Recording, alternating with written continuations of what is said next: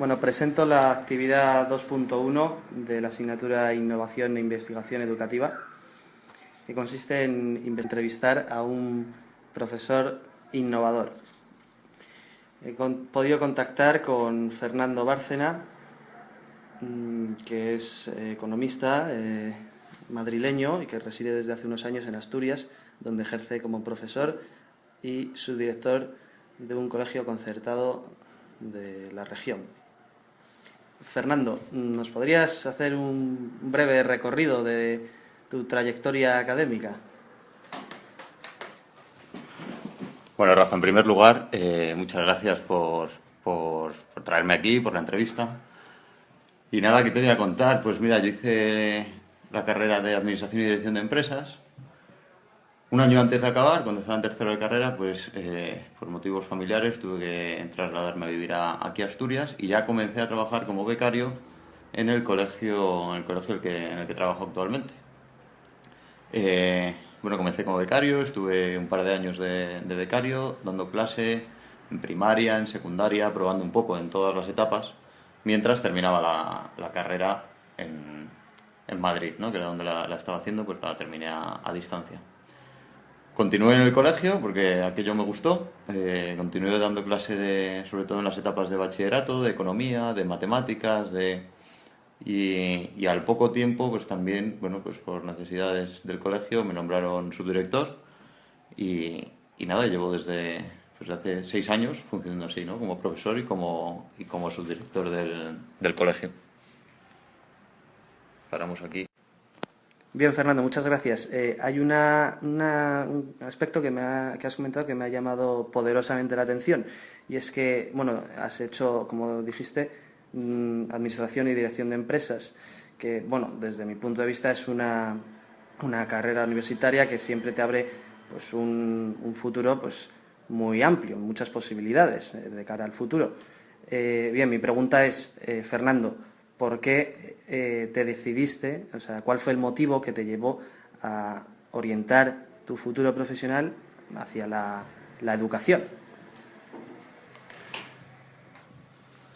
Pues mira, Rafa, la verdad es que pues antes de comenzar la carrera ya el tema de la educación, bueno, pues me atraía. De hecho, valoré la posibilidad de hacer, en vez de la carrera de Administración y Dirección de Empresas, hacer la carrera de Magisterio. Bueno, al final me decidí por Administración y Dirección de Empresas, pero siempre tuve en la cabeza el tema de la docencia, ¿no? Y así fue. Y de hecho, bueno, los últimos años, el último año de carrera, ese que comenté antes, fue como para mí también como una prueba, ¿no? De dedicarme a temas de educación, bien, al mismo tiempo que terminaba la carrera. Y la verdad es que estoy muy contento, ¿no? Y además estoy uniendo las dos cosas que me gustan, que son la economía y la educación. Muchas gracias, Fernando. Haciendo un repaso por la prensa asturiana de la semana pasada, vi una noticia que me llamó mucho la atención y que ha sido el motivo por el cual he querido contactar personalmente contigo. En concreto, hablaba de que el colegio en el que trabajas, pues un grupo de alumnos había llegado a la fase final de un congreso internacional de mini empresas, en la que los alumnos pues creaban su mini empresa. Bien, Fernando, me gustaría que nos explicaras un poco en qué consiste este congreso, este concurso, que sin ninguna duda, desde mi punto de vista, me parece una iniciativa muy innovadora.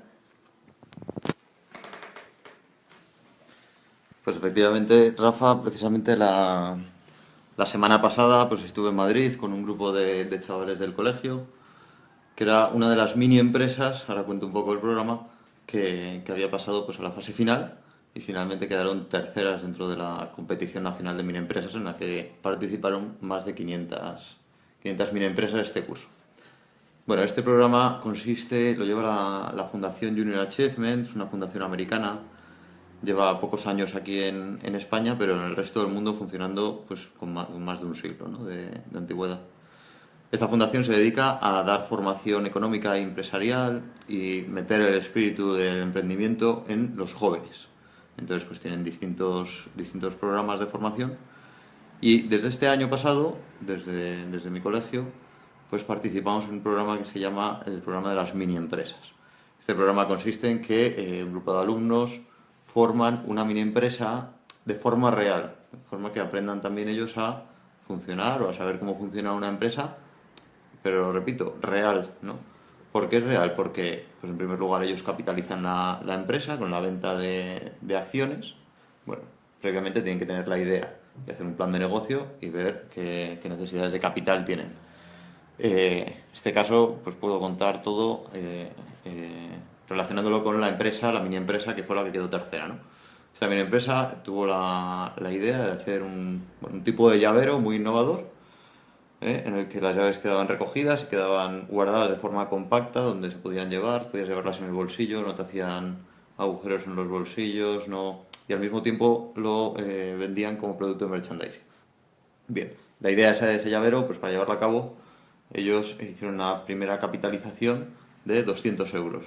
Vendieron 20 acciones de 10 euros cada uno, pues a familiares, a profesores, amigos, etcétera, y así consiguieron el dinero real. Con ese dinero tuvieron que comprar el material, en este caso cuero sintético y plástico, unos tornillos, pues si le hacen el estampado para poner el logotipo de la empresa, se utiliza como forma de merchandising, bien, todo lo que necesiten para producir.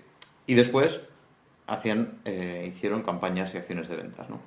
Digo que todo esto es de forma real porque, claro, aprendieron el proceso productivo de una empresa, el director financiero, cada uno tenía un cargo dentro de la empresa, los chavales. El director financiero aprendió a llevar la contabilidad de la empresa, con todas las anotaciones y todos los registros contables del dinero que salía y entraba en la caja.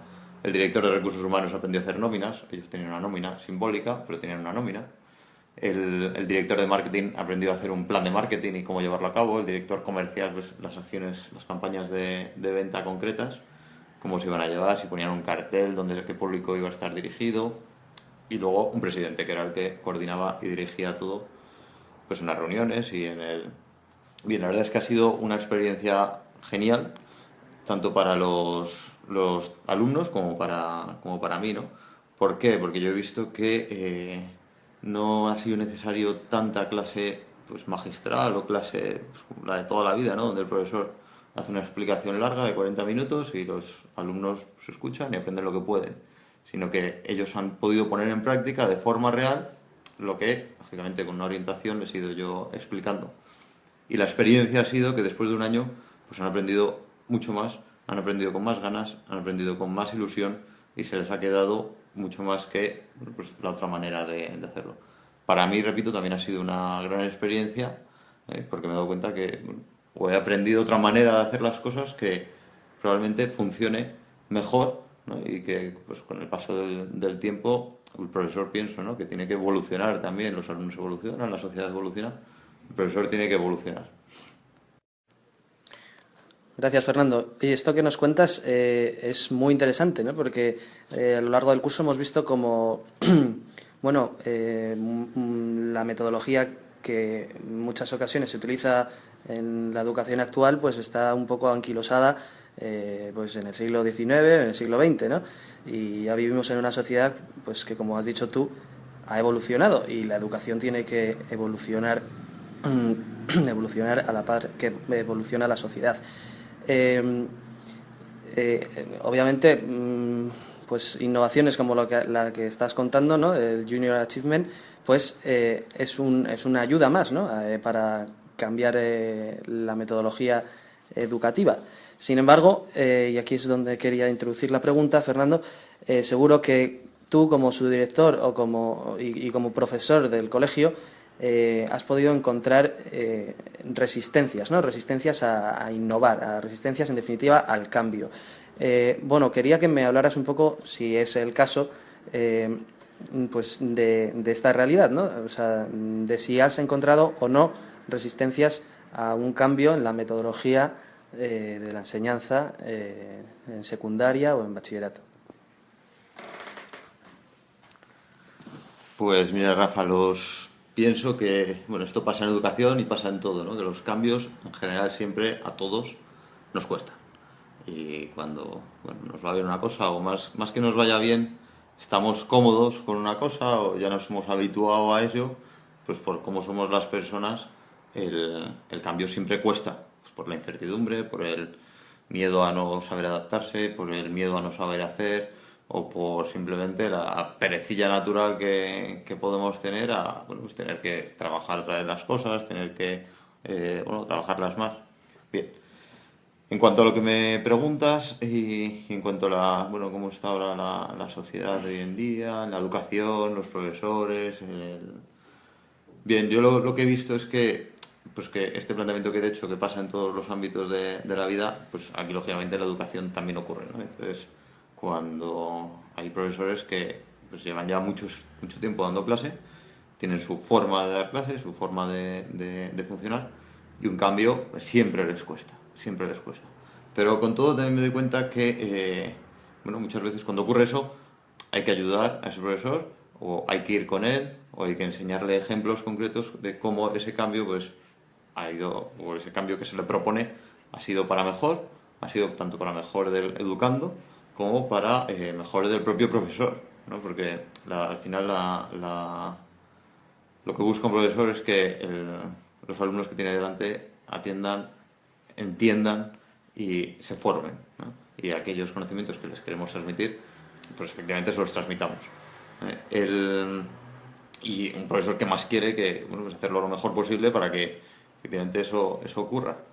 Pues yo lo que me doy cuenta es que en ese cambio, cuando pues hay un agente del cambio, ¿no? Alguien que acompaña a los otros que pueden tener cierta resistencia, cuando uno va acompañado pues es mucho más sencillo, y esos profesores si van acompañados se hace mucho más fácil.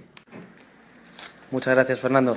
Por último, una última pregunta que quería hacerte es la siguiente. O sea, un profesor que innova, un profesor que se esfuerza por innovar en la metodología educativa, desde tu punto de vista, ¿es un profesor más líder pues como profesor entre el resto de sus compañeros profesores y más líder pues dentro del aula, o sea, en su relación con sus alumnos, ¿no? Bueno, Rafa, esto es una pregunta difícil de contestar porque, como casi todo en la vida, pero en este en concreto, pues las cosas no son ni blanco ni negro, ¿no? Y yo no me siento capaz de responderte ni que sí ni que no, ¿eh? Pero sí te puedo decir que el liderazgo en la educación, o el liderazgo del profesor en educación, y que el que lidera, el profesor líder es aquel que arrastra, es aquel que sus alumnos le siguen, es aquel que es capaz de transmitir algo y que es ir por delante y el resto vaya detrás. No necesariamente tiene que ser innovador, el que sea innovador ayuda, pero el que arrasa, sobre todo el profesor que arrasa, es aquel que dedica tiempo, dedica esfuerzo, dedica cariño a preparar las cosas y a hacer todo lo posible porque sus alumnos aprendan. ¿Por qué arrastra? Porque sus alumnos se dan cuenta de eso y se dan cuenta de que ese profesor pues les quiere, y ese profesor está pendiente, y ese profesor quiere lo mejor para ellos, y eso al final es lo que arrastra. Pues muchísimas gracias por este tiempo que nos has dedicado, Fernando. Espero que nos sirva a todos para nuestro futuro como docentes. Muchas gracias a ti, Rafa.